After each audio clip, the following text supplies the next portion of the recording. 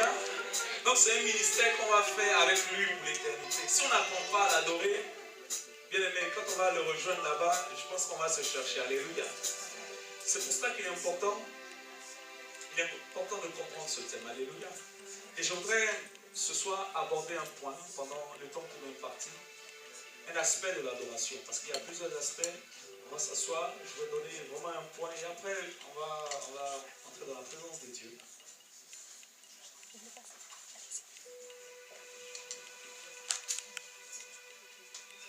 Je voudrais vraiment remercier le Seigneur et bénir le nom de mon Seigneur encore pour le groupe pastoral Moulot qui m'a invité. C'est la grâce de Dieu. Alléluia. Alléluia. Voilà, ce que le pasteur a dit, je suis son frère, je ne suis pas son frère. Hein. Amen. C'est mon papa avec un moment Moulot. Alléluia. C'est pas humilité. Il a dit ça. On n'est pas dans la même catégorie. Alléluia. Voilà. C'est en plus de cela mon témoin de mariage. Donc pour moi, voilà, c'est quelqu'un de particulier. Amen. Soyons bénis. Je bénis vraiment l'église qui nous reçoit pour cette deuxième édition. Et pour tout ce qui est fait pour la gloire de Dieu, notre prière c'est que cela prospère. Alléluia. Aille de gloire en gloire. Amen. Aille le plus loin possible. C'est pour cela, assis, je voudrais que tu baisses la tête et nous allons prier pour les différentes éditions. Je voudrais que tu confies encore les différentes éditions. Cette année, voilà, c'est sur 2 jours. L'année dernière, c'était sous une journée. Donc Dieu permet toutes choses bonnes en son temps. Alléluia. Donc vraiment, prions que l'année prochaine soit encore plus glorieux. Alléluia. Élevons la voix et prions le Seigneur. Bénissons Dieu. Père, que la gloire te revienne. Et nous voulons, Seigneur, honorer ta présence. Nous voulons, au Dieu de gloire, bénir ton nom pour cette vision. Car effectivement, c'est toi qui l'as donné. Tu as mis cela dans le cœur de tes serviteurs, Seigneur. Tu as permis, ô Dieu de gloire, que tes enfants, dans ta présence, aient, Éternel, cette convocation solennelle pour que nous puissions nous retrouver. Éternel, nous prions, toi qui es le Dieu d'abondance, Seigneur, nous prions que tu bénisses, Seigneur, chaque édition. L'édition 2015 est bénie, placée sous ton autorité. Nous prions que tu pourvoies aux besoins de l'édition 2016 à toutes les éditions. Nous prions que cette caravane, Seigneur, aille de gloire en gloire, Seigneur, dans l'excellence et dans la qualité, Seigneur. Éternel, nous voulons te donner le meilleur de nous-mêmes, Seigneur. C'est pour cela, ô Dieu de gloire, nous te recommandons toutes les autres éditions pour vos besoins. Amène des hommes et des femmes avec leurs idées, avec leurs biens, Père, pour participer aux différentes éditions. Que la gloire te revienne. Au nom puissant de Jésus de Nazareth. Amen. Alléluia. Je vais demander à tous ceux qui sont de l'église, c'est cas vraiment de se tenir debout, d'acclamer la présence de Dieu pour leur vie. Amen. C'est vous qui organisez. Vraiment, soyez bénis. Amen. Vraiment, soyez bénis. Merci de nous recevoir. Alléluia. Et à tous les invités, vraiment, acclamer le Seigneur vous-même pour votre vie. Amen. L'adoration, Dieu recherche de vrais adorateurs. Tel est le thème qui nous est donné.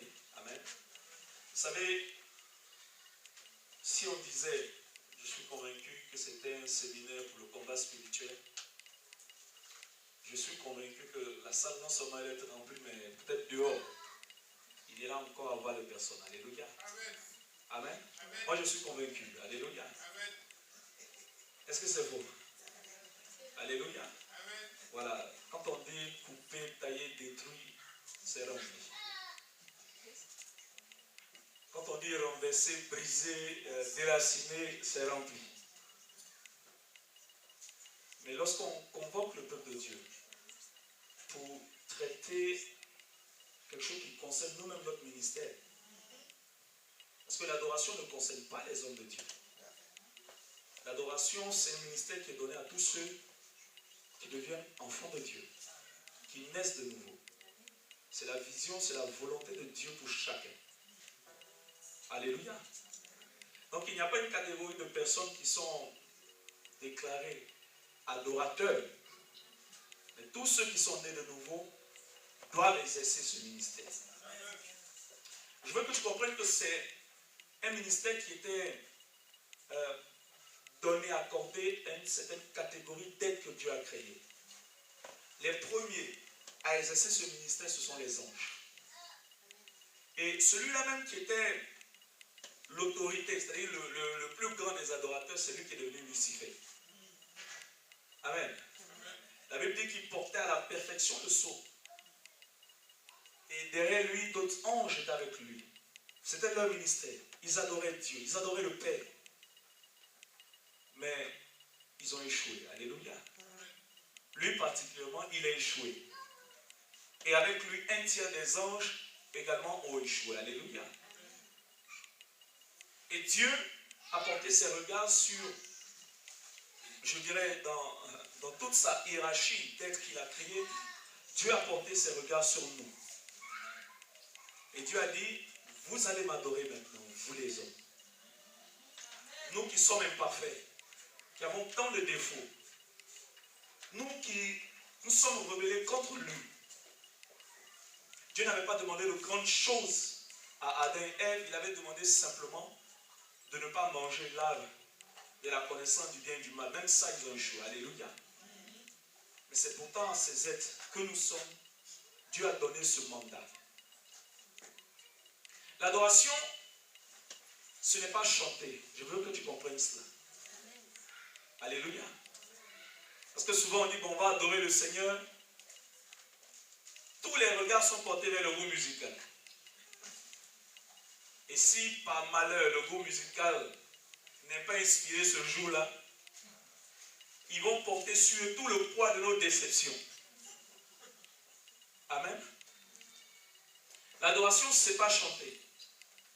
Comme c'est un ministère qui nous est donné, l'adoration fait partie de notre style de vie. Alléluia. Quand on devient enfant de Dieu, de la même manière Dieu nous exhorte à nous séparer de tout ce qui n'est pas à sa gloire, à vivre dans la sanctification. De la même manière, Dieu nous demande d'être des adorateurs. Alléluia. Si je marche et j'aime Dieu, je suis donc un adorateur en mission. Donc l'adoration, ce n'est pas le produit de mes lèvres. L'adoration, c'est d'abord la louange qui vient de mon cœur. Et je vous assure, personne ne peut connaître ce qu'il y a dans mon cœur si ce n'est Dieu seul.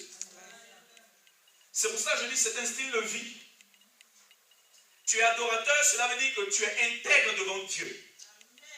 Tu es adorateur, cela veut dire que ce qui sort de ton cœur est identique à ce que tu prononces avec tes lèvres. C'est une manière de vivre.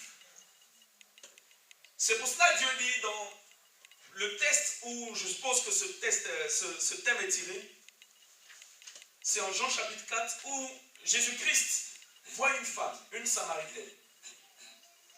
Et à cette Samaritaine, il y a un dialogue qui s'instaure. D'abord, il lui demande, parce qu'il est fatigué, il lui dit, j'ai soif. Et la femme lui dit, mais il ne t'est pas permis, mais je ne comprends pas. Toi, juif, pourquoi tu me demandes à boire? Il n'y a rien, vous, les juifs, et nous, les Samaritains. Jésus va plus loin. Il attire son attention. Il lui dit, oh, si tu savais, celui qui te parle. Et si tu savais encore que j'étais capable de te donner la source d'eau vive, une eau intarissable, tu n'allais pas me poser de questions. Et de fil en aiguille, il arrive vers une révélation. Il dit, le temps vient, mais ce temps même est arrivé, où ce n'est pas une question de montagne. Ce n'est pas sur la montagne de Gérazim, ce n'est pas à Jérusalem. Ce n'est pas une question de lieu, ce n'est pas une question de naissance, mais le temps vient où les vrais adorateurs vont m'adorer selon un principe bien précis. Ils vont m'adorer en esprit et ils vont m'adorer en vérité. Alléluia. S'il dit le temps vient, c'est qu'il y avait certainement eu un temps où on l'adorait d'une certaine manière. Et j'ai compris que l'adoration n'est pas linéaire. Alléluia. De la même manière, je grandis dans ma relation avec le Seigneur. mon adoration grandit également. Alléluia. Je peux l'adorer comme un enfant, mais plus j'ai des expériences avec Dieu, plus mon adoration monte en révélation, en intensité et en authenticité. Alléluia. Amen. Et donc il dit, le temps arrive. Et quand ce temps va arriver, ceux qui vont être de vrais adorateurs vont m'adorer dans la vérité. Pourquoi? Parce que je suis la vérité. Cela veut dire quoi? Que tu ne peux pas adorer le Père si tu n'es pas ancré en Jésus-Christ de Nazareth. C'est pour ça que l'adoration, ce n'est pas une question d'émotion. Amen. Alléluia. Si c'est au niveau des émotions, j'ai faim, je mange, je dis, oh, gloire à Dieu. Ce n'est pas une adoration. Alléluia. Je suis satisfait. Mais si je me regarde ancré en Jésus-Christ, si je suis positionné en Jésus-Christ, que j'ai à manger, que je n'ai pas à manger, tout ce qui sort de moi dépend de la relation que j'ai avec Jésus-Christ de Nazareth. C'est pour cela, l'adoration, ce n'est pas quand je suis content que j'adore Dieu. Quand je suis opprimé, oppressé, quand on me critique, quand on me jalouse, Dieu veut sortir de mon cœur une véritable adoration. Alléluia. Elle ne dépend pas des circonstances. Elle ne dépend pas de ce que les gens pensent de moi. Elle ne dépend même pas de ce que moi-même je peux penser de ma propre personne. Elle dépend simplement de la révélation que j'ai du Fils. Vous allez et vous devez m'adorer en vérité. Alléluia. Le deuxième niveau, il dit, les vrais adorateurs vont m'adorer en esprit. Cela veut dire quoi? Dieu, il explique tout le temps en disant, mais Dieu est esprit. Alléluia. On doit l'adorer. Bien-aimé, en regardant l'invisible.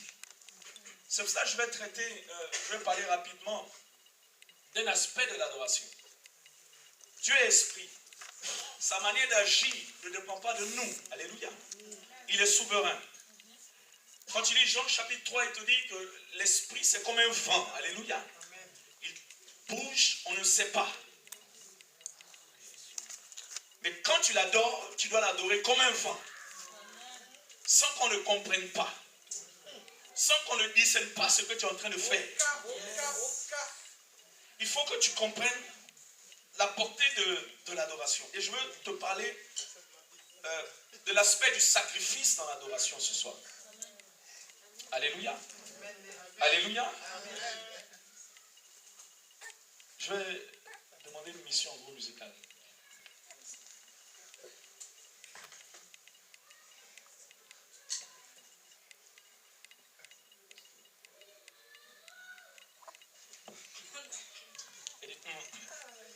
C'est ta mission. Est-ce que ça va? On va prendre Genèse chapitre 22.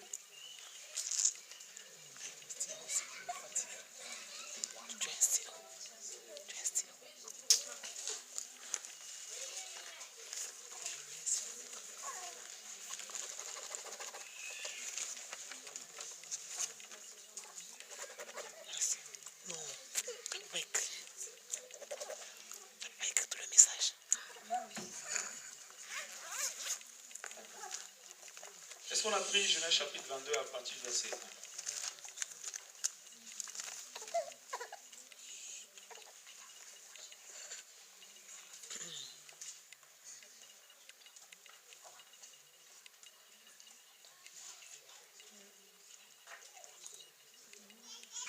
Je lis la parole de Dieu en Genèse chapitre 22 à partir du verset 1. Il est écrit, après cela, Dieu mit Abraham à l'épreuve, il lui dit, Abraham, il répondit, je suis là. Dieu dit, prends ton fils, je te prie ton unique, celui que tu aimes, Isaac, va-t'en au pays de Morija et là offre-le en holocauste sur l'une des montagnes que je t'indiquerai. Verset 3, Abraham se leva le bon matin, sella son âne et prit avec lui 2 serviteurs et Isaac son fils.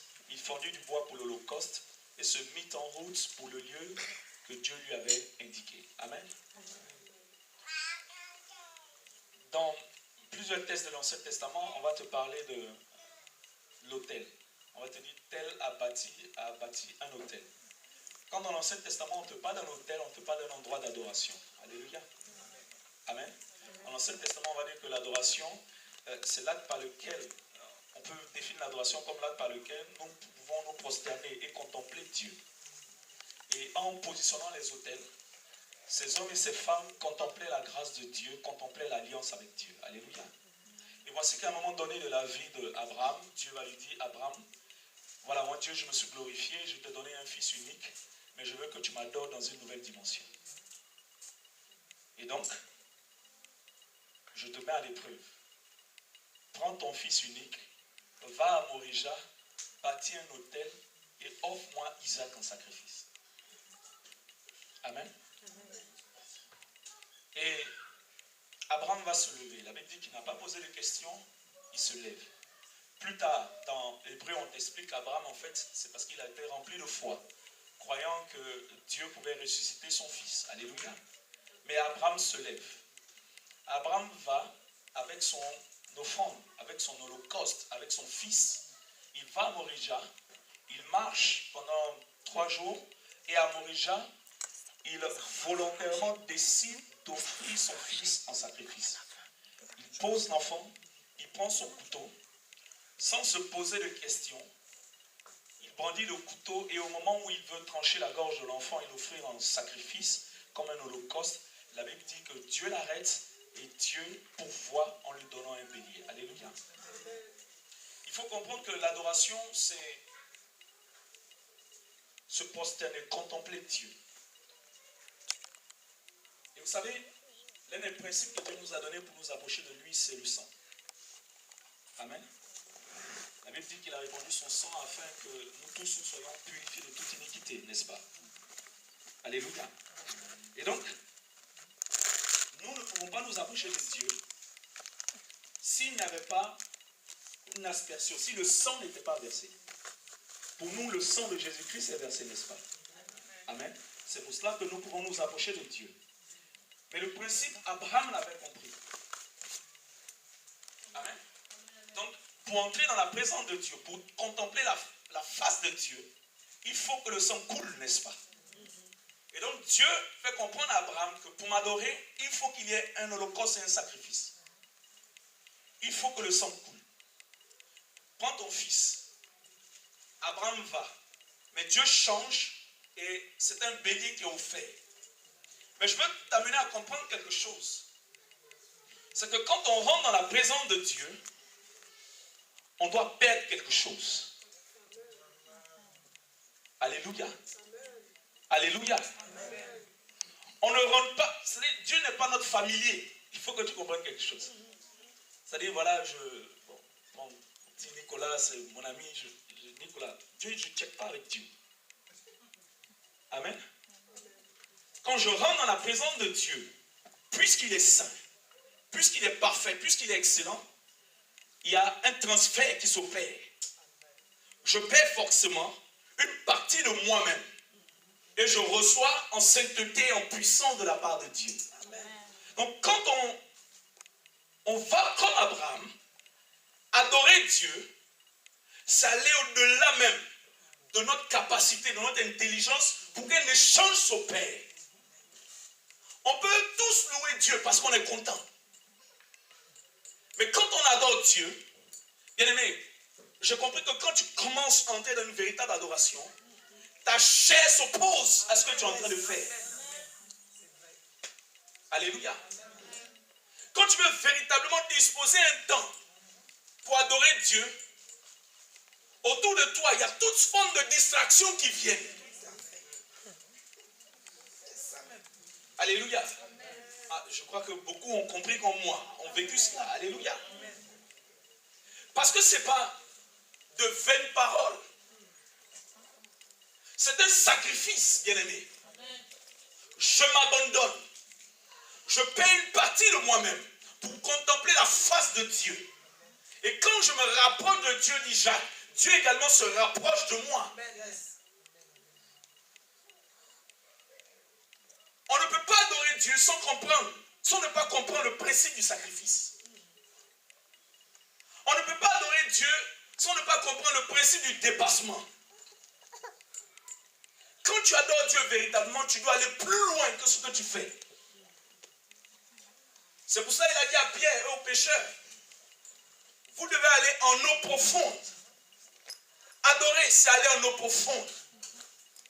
Frère, je vous exhorte. C'est pour ça que le Seigneur a dit, l'heure vient. Et cette heure est déjà arrivée. Je vais paraphraser. Ce n'est plus l'heure où on doit adorer Dieu comme les autres le font. Mais on doit adorer Dieu dans l'intimité, en allant en eau profonde. Quand tu entres dans sa présence, tu perds quelque chose. Il dit, un jour dans mes parvis vaut mieux que 1000 ailleurs. Si j'adore Dieu et que je ressors de ce temps-là, et rien ne s'est passé, c'est que je dois encore continuer ma quête de la présence de Dieu. Moïse rentrait dans la présence de Dieu. La Bible dit que quand il ressortait, il n'était plus le même. Il y avait une telle gloire sur lui. Tout le monde se cachait. De telle sorte qu'on mettait même un voile sur lui. Frère, il faut que tu rentres dans la présence de Dieu. Il faut que tu parles cœur à cœur avec Dieu. Il faut que sa gloire t'impacte. De telle sorte que lorsque tu sors de la présence de Dieu, lorsqu'on te regarde, on sent qu'il y a quelque chose qui a disparu de ta vie. Adorer, c'est se sacrifier. C'est perdre quelque chose. C'est perdre une part de notre humanité pour recevoir une part du ciel dans nos vies. Il dit, il cherche de vrais adorateurs. Adorer, on ne compte pas le temps. Adorer, on ne compte pas, on ne calcule pas la prière. C'est pour cela, quand il est venu, oh, le Saint-Esprit, il nous a donné des langues encore pour adorer Dieu. Quand tu creuses, ne dis pas, non, Seigneur, je sens l'oppression, je sens la fatigue, je ne peux pas me dépasser. Va en eau profonde, creuse davantage. Parce que quand tu creuses, il dit, des sources d'eau vive vont couler de toi. Après un moment d'adoration, quelque chose de précieux sort de toi. Des langues nouvelles sortent de toi. Une dispensation, une gloire sort de toi. Un rafraîchissement est dans ta vie. On n'adore pas Dieu et on ressort sec. On adore Dieu, on ressort rempli de la gloire de Dieu, de la présence de Dieu. C'est pour cela qu'il dit, ce n'est plus le temps où chacun fait ce qu'il veut. C'est maintenant le temps où ceux qui m'adorent reçoivent l'eau vive. Et l'eau vive coule de leur sein. Quand j'adore Dieu, la vie de Dieu coule de moi. Et Dieu dit, cherche de telles personnes. Alléluia. On peut te distraire sur tout. Mais les temps que tu passes avec Dieu face à face doivent être des temps de qualité. Yes. Alléluia. L'adoration, ce n'est pas une question de temps. J'entends souvent, ah non, il faut 2 heures. Ce n'est pas encore, il faut pas 4. Ce n'est pas une question de temps, c'est une question de qualité. Alléluia. Je vais terminer, on va prendre Jean chapitre 12, c'est ça, tu ne m'as pas trompé. Je compte sur toi. Ça. En fait, tu m'as donné le bloqué depuis. Non, ça marche pas. Ça marche pas.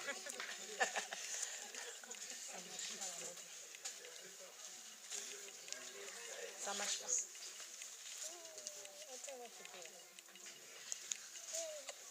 C'est vrai que la montre ne marche pas. Ça marche pas.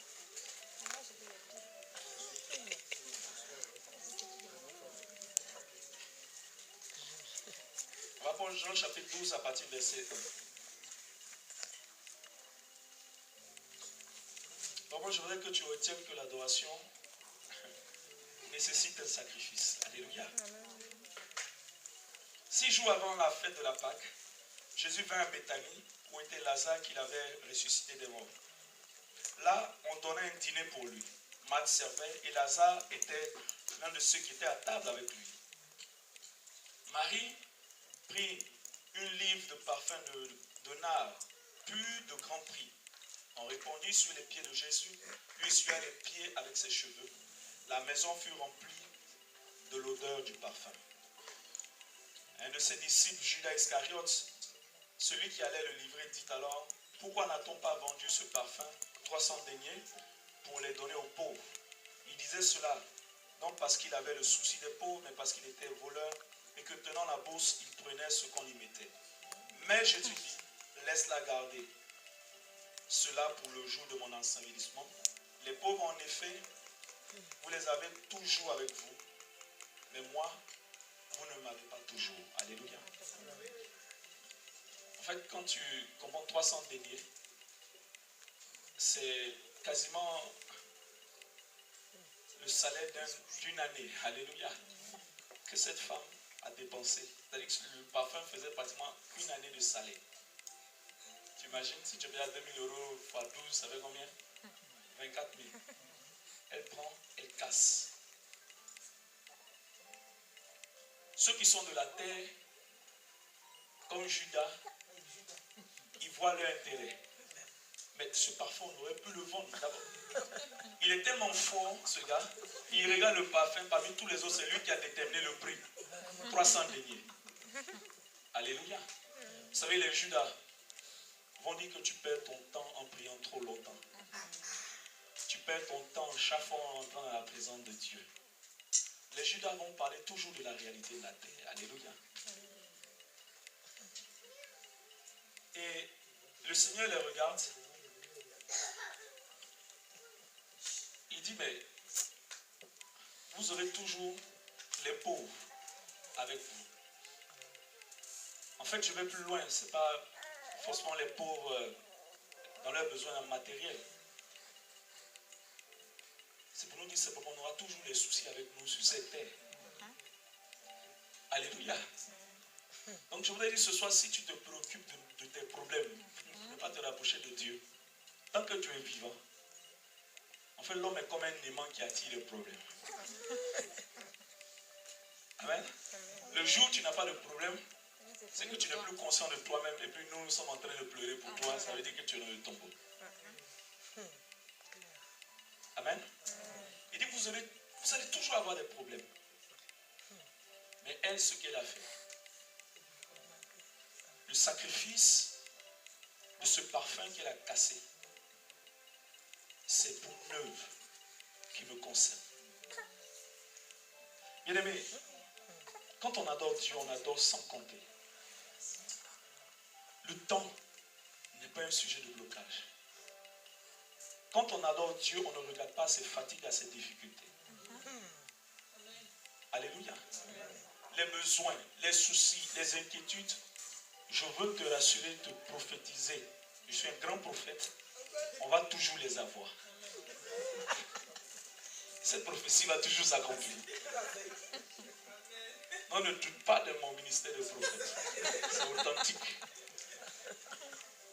On va toujours avoir des difficultés. Mais à un moment donné, il dit laisse ces soucis, ces inquiétudes et focalise-toi sur ce qui est essentiel pour toi. Contemple-moi. Je t'ai créé pour que tu m'adores. Yes. Alléluia. Je t'ai créé pour que toi tu parles les langages que les autres ne parlent pas. L'adoration est personnelle. Elle est authentique à ce que tu es. Elle prend son appui sur la relation que tu as tissée avec lui. Elle sera superficielle. Si tu es superficiel, elle est profonde quand tu deviens profond avec Dieu. L'adoration marche avec la connaissance qu'on a de Dieu. La connaissance au niveau, je dirais, de notre intelligence. Quand on lit la parole de Dieu, la connaissance également dans la réalité, dans la pratique, dans l'expérience que nous avons avec le Seigneur. De telle sorte que quelqu'un, par exemple, qui lit la Bible, dit, bon, quand on va te persécuter, je serai avec toi. Le jour où il va se retrouver en Asie, et puis, je sais pas, Boko Haram ou machin, va l'attraper. Il sort de là, il va savoir ce que c'est que la persécution. Celui-là, quand il va adorer Dieu, il va dire, oh Père, tu es celui-là même que j'adore. Qui libère ceux qui sont persécutés. Le mot persécution a une valeur pour lui. C'est pour tout simplement te faire comprendre que quand on adore Dieu, on l'adore avec la révélation par la parole qu'on a de lui, mais on l'adore également avec l'expérience qu'on fait avec lui. Alléluia. Donc si ta vie spirituelle est superficielle, ton adoration sera du domaine du superficiel. Amen. Judas était superficiel. La Bible dit que c'était un voleur. Il ne pouvait pas adorer Jésus. Il pouvait être à côté de Jésus, mais ne pouvait pas l'adorer. Il cherchait ses intérêts. Bien-aimé, l'heure est arrivée où Dieu dit, ce n'est plus l'heure pour lui de contenter ceux qui cherchent leurs intérêts. Mais Dieu cherche des chrétiens, des fils, des enfants de Dieu qui vont l'adorer dans la dimension de cette femme. Alléluia. Alléluia. Ce n'est pas une question de mettre en avant les femmes. Mais nous devons l'adorer comme cette femme l'a fait. Elle n'a pas regardé à la valeur du parfum, elle l'a cassé. Parce qu'un parfum de bonne odeur devait monter. Bien aimé, elle n'a même pas calculé, c'est-à-dire qu'elle pouvait déposer. Souvent, nous, on l'adore avec des gouttes. On dépose des petites gouttes. La Bible dit qu'elle a cassé tout le parfum de telle sorte que l'odeur de ce parfum a pris toute la maison. Donc, quand on adore Dieu, on doit l'adorer sans compter, sans limite, sans calcul, sans se préoccuper du lendemain, sans se soucier de tout ce qui est autour de nous. Chez de vrais adorateurs. Et l'adorateur donne sans compter. Il se sacrifie. Est-ce que tu peux comprendre cela? Dieu te cherche. Il y a 2 fois Dieu dit il cherche dans la Bible. Il dit il cherche des gens qui se tiennent à la brèche et il cherche des gens qui vont l'adorer. Est-ce que tu comprends cela? Des gens qui sont à la brèche, mais des gens qui vont l'adorer. Il y a beaucoup qui prient, mais il y a peu qui sont à la brèche. Alléluia. Amen. Beaucoup prient, mais peu sont à la brèche. Parce que quand tu es à la brèche, tu es aux aguets. Tu n'as pas besoin qu'on te convoque, tu es toujours sur la muraille et tu regardes. Celui qui est à la brèche voit les ennemis avant ceux qui prient. Parce qu'il est là et il regarde. 1. 2, il dit il cherche des adorateurs. C'est dans la multitude qui professe son nom, il cherche des personnes qui ont Jésus de Nazareth comme leur style de vie. Ils sont prêts à payer le prix pour lui, à donner leur temps, à parler de lui, à le confesser. Ils sont prêts à proclamer devant les puissants des ténèbres qu'il est le Seigneur des Seigneurs, le Roi des Rois. Alléluia. Aujourd'hui, je parle simplement de l'aspect du sacrifice dans l'adoration. C'est toi que Dieu cherche. Un adorateur pardonne sans compter. Un adorateur ne se pose pas de questions quand on parle de l'œuvre de Dieu. Un adorateur n'est pas là pour chercher les titres. Parce que ce qui le préoccupe, c'est la gloire de Dieu. Alléluia. Samson était quoi? Quel était son titre? Vous connaissez? Il était né quoi? Amen. À part le pasteur, les gens ne connaissent pas. Je suis choqué, hein? Il était mis à... Ça allait venir. Il était mis à part. On ne devait pas couper ses cheveux. Amen. Symbole de la gloire, du voile, de la présence de Dieu. Il ne devait pas boire de liqueur.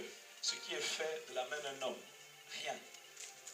Il ne devait pas toucher à cela. Ce qui est fermenté. Ce qui a connu la soudure. Rien de ces choses devait entrer dans sa vie. Un adorateur est comme un Samson. Quelqu'un qui est consacré à Dieu. Sa vie est consacrée à Dieu. Aucune liqueur ne rentre en lui. Alléluia. On ne coupe pas ses cheveux. Parce que la présence de Dieu, il apporte tous les jours. Il ne dépose pas Dieu le dimanche. Il devient lui-même lundi, mardi, mercredi. Il redevient adorateur dimanche.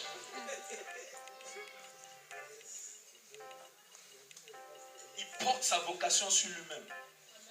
Quand on le voit, on l'identifie. Quelqu'un de mis à part. Il est tellement mis à part qu'on ne le comprend pas même dans la maison de Dieu. Parce que ce qui le préoccupe, c'est les intérêts du royaume. Et c'est ce type de personne que Dieu cherche dans ce temps-là. Nous sommes à la bonne période. Alors Église, j'ai juste une question à te poser. Es-tu ou veux-tu être celui-là même que Dieu cherche? Amen. Amen. Amen. Il faut que tu mesures cela. Ce n'est pas du bout des lèvres.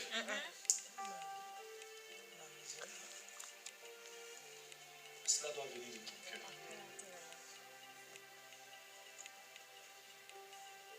Alors j'aurais simplement compris, comme c'est la première journée, alléluia, on va se tenir debout, on va bénir la présence de Dieu.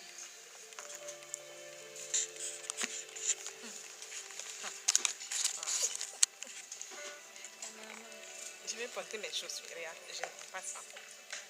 Demain, on va traiter un autre aspect par la grâce de Dieu. Très loin. Je voudrais que tu dises avec moi, Seigneur Jésus, je ne suis pas le fruit du hasard.